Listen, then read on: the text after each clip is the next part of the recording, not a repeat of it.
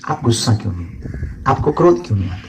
इसका मतलब ये नहीं क्रोध नहीं आता, क्रोध भी दो प्रकार का होता है, एक इंटरनल, एक बाहर वाला। कुछ लोगों का दिख जाता, कुछ लोगों का दिखता नहीं। लेकिन बहुत हद तक हमने प्रयत्न किया कि हमें अपनी मुस्कुराहट भागने नहीं देना। अब आप पूछोगे हाउ पॉसिबल, वो कैसे पॉसिबल हुआ? तो लोग हमसे पूछते हैं कि आप झंझलाते नहीं, आपके पास लोग इतना परेशान करने आते, आपको नहीं लगता मन ही मन कई बार आपको लगने लगता ये हमारे अधिकारी, हमारे बॉस हमारा हित नहीं चाहते, हमें छुट्टी नहीं दे रहे हैं, हमें जरूरत भी है? मन में कई बार ऐसा लगने लगता, कई बार बेचारा फिर स्ट्रेस भी आता, फिर बहुत ज्यादा एक आध कोई साथ में रहने वाला और शैतानी कर दे तो फिर और भड़बड़ा जाता शरीर, और कोई सच में अपने लिए हंस रहा हो दूर खड़ा तो यही लगता है ये हमारे ऊपर हंस रहा है। ये जो मन की गति है ये बड़ी खतरनाक है। ये मन कई बार ऐसी चीजों को सत्य मान लेता है जो सत्य होती नहीं। तो स्ट्रेस मुक्ति का सर्वोत्तम उपाय, या तो आप यहां व्यस्त बहुत रहते और 12 घंटे की ड्यूटी करके आए, आप 5 मिनट मेडिटेशन करिए, ध्यान। जरूरी नहीं आप हनुमान जी का करो, राम जी का करो, आप जिनको मानते अपने गुरु का ध्यान करो, अपने इष्ट का, आराध्य का। हमारे सरदार परंपरा से जो है वो अपने गुरु ग्रंथ साहब का, जिनका भाव बने।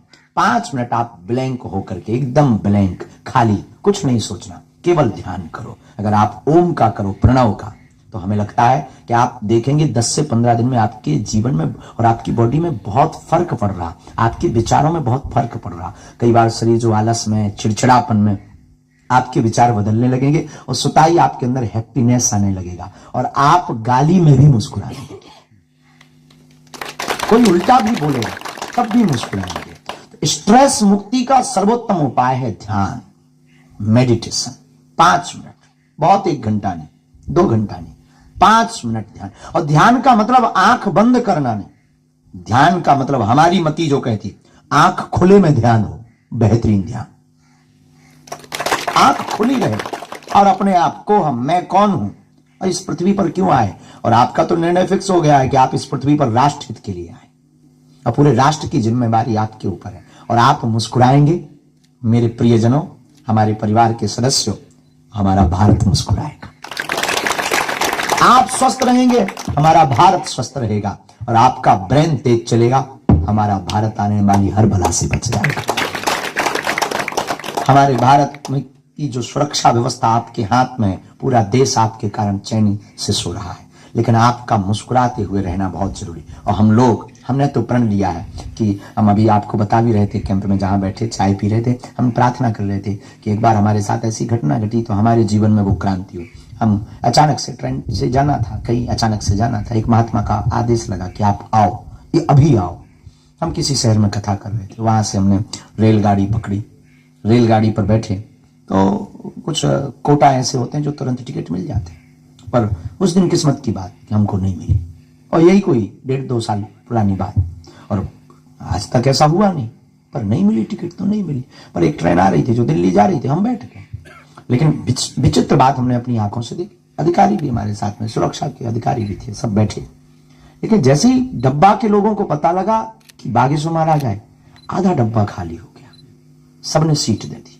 हमें खुशी हुई, अच्छा है, संतों का सम्मान किया, हमने धन्यवाद दिया। हमने सबको कहा आप लोग बैठो, हमको केवल एक सीट बैठने की चाहिए, किसी के भी साथ हम शेयर करें। लोग बोले नहीं नहीं नहीं, कुछ लोग नीचे बैठ गए, छोड़ दी, बैठे सब। लेकिन तब तक हम जब बाथरूम तरफ गए, जो हमारे भीतर क्रांति घटी, वहां पर 2 राष्ट्र की सेवा करने वाले बीएसएफ के जवान बाथरूम के पास अखबार बिछाकर बैठे थे। तब हमारे मन को बहुत पीड़ा हुई कि यह देश कितना विचित्र है।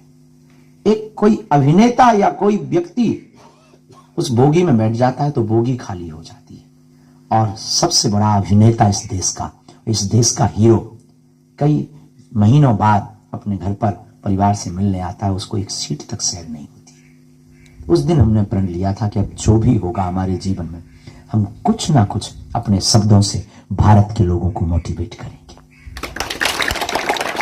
और हम आपसे प्रार्थना करना चाहेंगे, आप सबसे, कि आप मुस्कुराओ, मुस्कुराना ही जीवन। भगवान, अच्छा आप पुराना जमाना आपको याद होगा, फोटो वाला कैमरा चलता था, अब आजकल तो सेल्फी चल गई, मुंह टेढ़ा करें जैसे लोकवा लग गया हो, फोटो खींच रहे।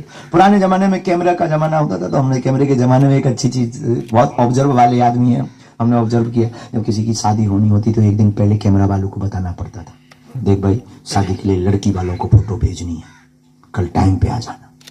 फिर दिन भर कैमरे वाले का इंतजार करते, 3-4 बार पाउडर लगाकर थोड़ा बाल बाल ठीक करके लड़की को थोड़ा गोरा बदन जाना चाहिए।